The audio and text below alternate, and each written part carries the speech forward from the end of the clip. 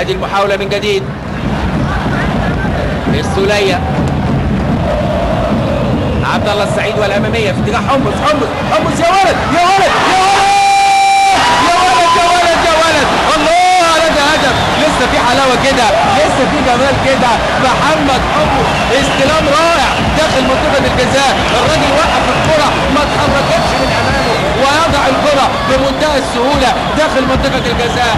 بيتقدم نادي الاسماعيلي بهدف للاثنين، 1-0 يحرزه قلب الدراويش النابض وجوهرة الاسماعيلي السمراء محمد حمص لتصبح النتيجة 1-0 لصالح نادي الاسماعيلي. هدف غالي جدا في الدقيقة العاشرة من احداث الشوط الثاني يحرزه محمد حمص.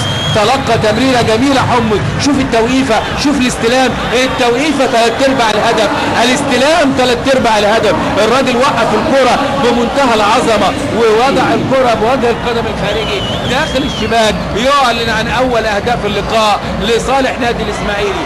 محمد حمص كابتن الدراويش يحرز اول اهداف هذا اللقاء والهدف الاول لنادي الاسماعيلي في دوري ابطال افريقيا هذا الموسم، لتصبح النتيجة 1-0.